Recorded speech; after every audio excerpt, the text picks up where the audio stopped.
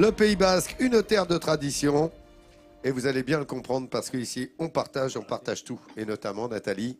Et on partage les fruits, les légumes surtout. Depuis tout à l'heure, on voit derrière toi passer ces navettes Oui. qui font la liaison entre l'Espagne et la France, entre Fontarabie et Andagne. En fait, il n'y a pas de frontière. Et ce Pays Basque, il partage tout, on l'a vu, et je vous l'ai dit, les légumes. Je vais vous parler d'un jardin potager de 6000 mètres carrés qui est cultivé par des Français et par des Espagnols. C'est un très joli concept. C'est une initiative évidemment écolo, bio, bascophone, et nous, on adore. À Hendaye, la baie de Txingudi a une double personnalité. Elle sépare l'Espagne de la France. Mais au Pays Basque, la frontière n'existe pour personne. Et le témoignage le plus frappant de cette assertion se trouve à Fontarabie, sur la rive espagnole de la baie. Au pied de la montagne du Raizkibel, le partage se cultive dans les jardins potagers. Miguel, un Espagnol, et Marc, un Français, ont lancé une initiative inédite. Un jardin collectif autogéré à la fois par des Basques français et des Basques espagnols. Le but, que tous les Basques puissent avoir un lopin de terre pour cultiver leurs propres légumes. Une idée née de la nécessité.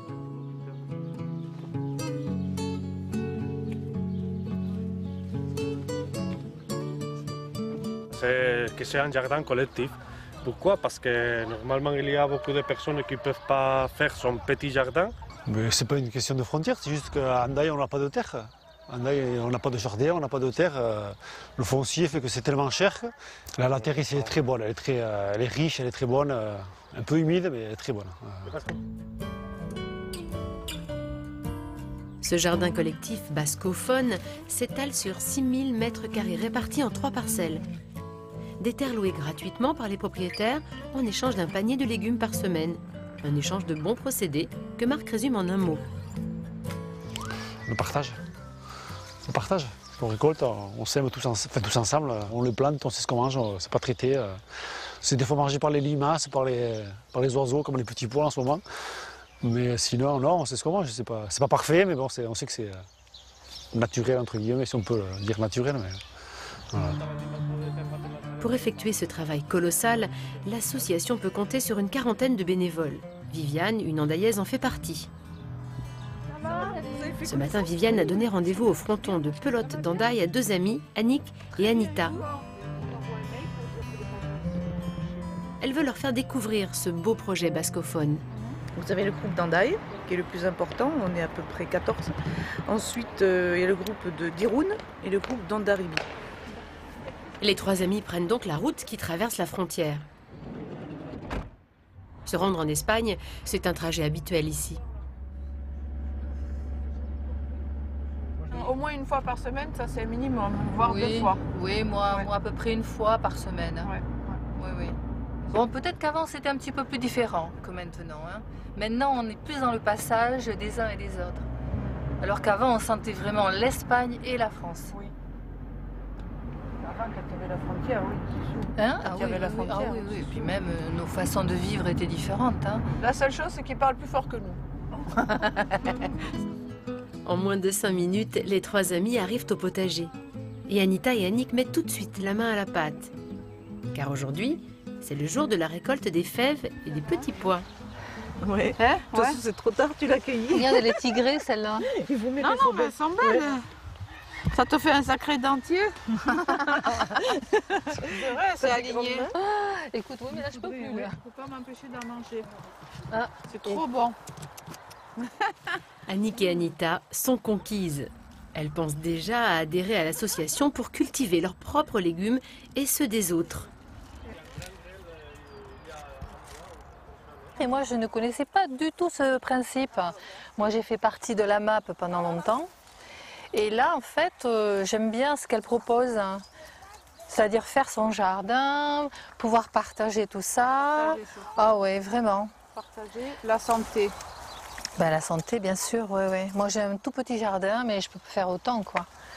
Donc déjà, pouvoir comme ça, échanger entre nous déjà. Oui, faire connaissance, partager les mêmes plaisirs.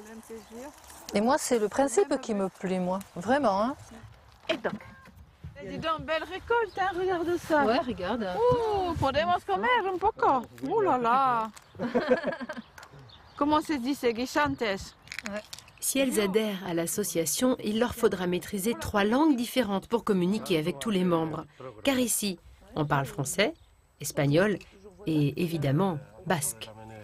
D'accord. À la maison, c'est Super. comme ça. Dos manojos. Bien. Il y a toujours des conversations en basque que tu entends, ou en français ou en espagnol, Ouais. alors que tu peux pratiquer un peu les Voilà, c'est ça. les 3 langues. Ouais. Ça s'appelle Bon. un beau cocktail, la langue. Tu vois, l'anglais, c'est Ça pas a été comme c'est ça pas possible. toujours ici. Hein. Oui, oui, oui. Ça a été dans les coins, ça a été toujours comme ça, des relations entre Entre les nous, uns et les en autres. fait. Même quand il y avait la frontière, il Oui. y avait la police à la frontière, il y avait Oui. beaucoup de relations. Ah oui. Les légumes récoltés sont prêts à être dégustés. Et comme souvent, Viviane ramène les légumes du jardin collectif à sa mère Maryse qui habite à Hendaye. Aujourd'hui dans la casserole, que des légumes 100% bio venus de l'autre côté de la frontière. Voilà les amis, c'est cuit. Alors voilà, tout ça c'est des produits du jardin, donc des produits naturels bio, puisque, voilà. Et ça en espagnol ça s'appelle una menestra. Pour Annick et Anita, c'est une première de goûter aux légumes du jardin collectif. Mais pour Maryse, c'est une habitude dont elle aurait du mal à se passer. Non, ça c'est de Et après tu arroses bien. Quand Viviane m'apporte, Marco, m'apporte des produits naturels, je les fais absolument tout de suite. Et je me régale, quoi. Hein. Il y a quand même ces retours au vrai goût, quoi. Hein.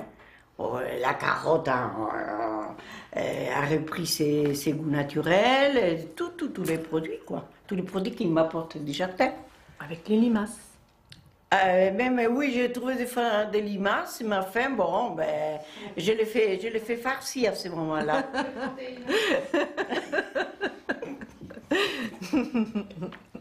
C'est pour ce genre de compliments que Miguel, Marc et les 40 membres de l'association courbent le dos plusieurs heures par semaine.